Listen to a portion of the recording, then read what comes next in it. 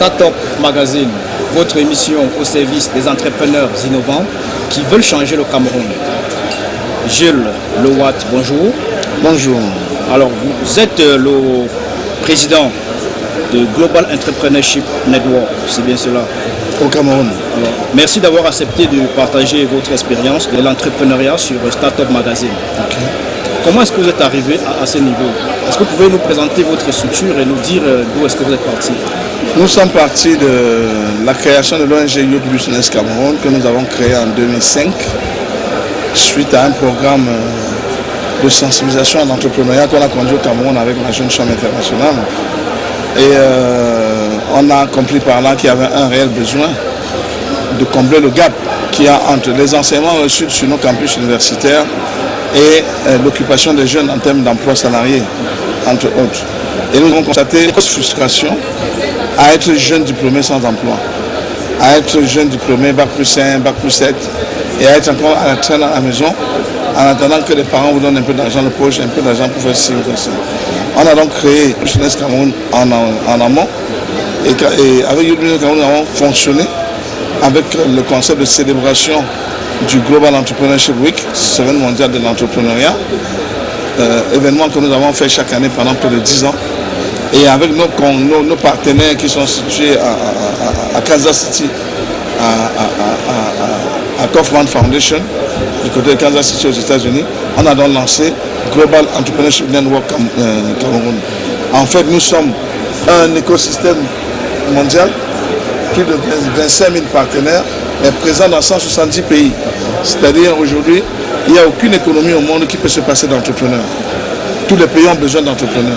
Et l'approche de promotion de l'entrepreneuriat est devenue une approche globale. Donc on est dans une approche de sensibilisation mondiale sur l'entrepreneuriat. Et on a donc des opportunités que les gens développent dans les différents pays, que nous pouvons aussi partager ou dupliquer au Cameroun pour permettre aux Camerounais d'être à la page. Alors concrètement, vous proposez quoi comme service? Nous faisons la sensibilisation de change of mindset, amener les gens à ne plus être dans gel honneur, l'application for a job, chercher le travail, mais les amener à penser, à se lancer à leur propre compte. Nous avons des actions de formation, nous avons des actions d'accompagnement, nous avons des actions de mise en relation avec les partenaires. Et là, par exemple, nous sommes en train d'organiser en ce moment une mission économique à Londres pour conduire les start-up, les porteurs de projets, les promoteurs de PME à la place londonienne pour discuter le financement avec les entrepreneurs de la communauté anglo-saxonne. Alors tout à l'heure, vous avez parlé de cible. Alors quelle stratégie de communication vous adoptez pour être plus près de cette cible-là?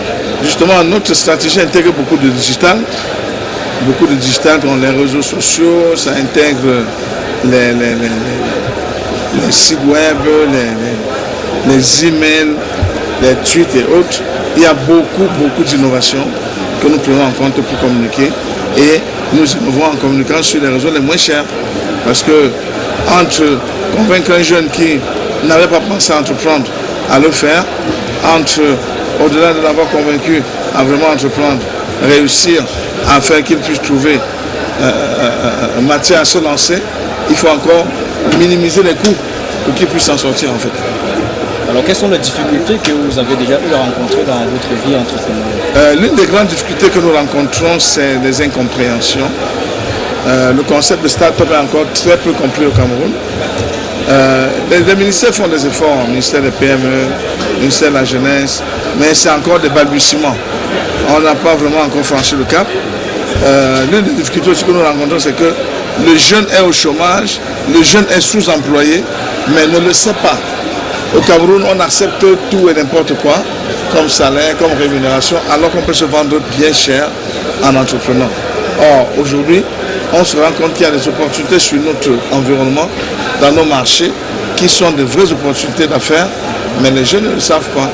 Et nous sommes très heureux quand on est mis en contact avec ces réalités-là et qu'on leur facilite la tâche de pouvoir se lancer un jour et être entrepreneur vraiment. Alors, quels sont justement les facteurs les plus importants pour la réussite d'une entreprise telle que la vôtre? Je vais dire que la première des choses que nous devons inculquer aux jeunes et à toute personne qui va entreprendre, c'est que entreprendre n'est pas une question d'argent. Vous n'avez pas besoin d'argent pour créer une entreprise. Je le dis et je l'assume. On n'a pas besoin d'argent pour créer une entreprise. On a besoin des idées.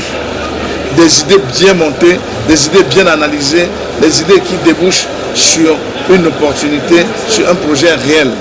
Et ce projet peut être générateur de revenus. Et avec ça, on peut facilement trouver le financement. Mais si on n'a pas fait cette étape préalable, on n'entreprend pas. Première chose. Deuxièmement, que les entrepreneurs arrêtent de penser qu'il leur faut un business plan. Il leur faut trop d'analyse, trop de travaux, trop de recherche pour se convaincre eux-mêmes qu'ils peuvent lancer. Non, il faut un business model. Quand on veut lancer sa start-up, ce n'est pas une approche business plan, c'est une approche de business modeling. Et ça, nous faisons une formation à ça. Avez-vous justement, parlant de business model, avez-vous justement fait une demande de levée de fonds pour arriver au niveau du... Non. En fait, il n'y a pas de financement pour les associations au Cameroun. Il n'y a pas... Nous avons levé nos fonds par notre modèle. On a des formations certifiantes. On a certaines missions qui nous sont payées comme experts. Et là, nous levons des fonds pour développer nos activités.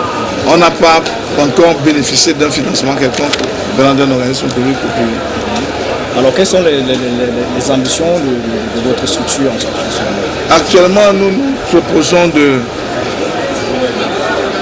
d'introduire l'enseignement de l'entrepreneuriat dans le système éducatif camerounais à travers un colloque international sur l'entrepreneurship education. Au Cameroun, nous gagnerions à avoir plus d'entrepreneuriat enseigné aux étudiants, enseigné aux jeunes chômeurs, enseigné aux débrouillards. Parce que entreprendre relève du bon sens et ce n'est pas facile. Il faut voir comment les accompagner. Et comme au Cameroun, il n'y a pas de financement pour les start-up, il n'y a pas de financement pour les projets en early stage, nous pensons qu'il nous faut trouver des partenaires même à l'international pour venir empower ce que nous faisons au Cameroun pour donner visibilité à nos start-up. Un dernier mot pour la fin?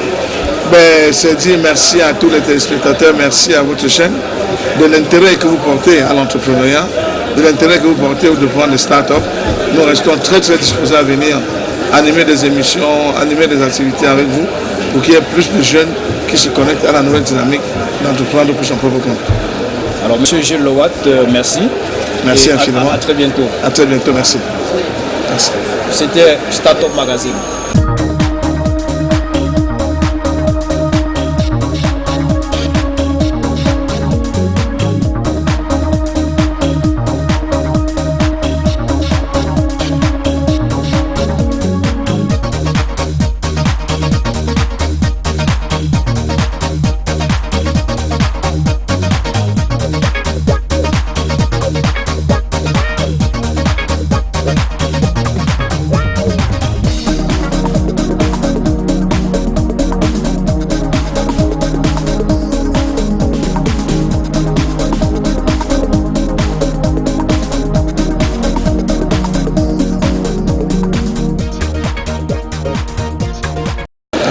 C'était Startup Magazine.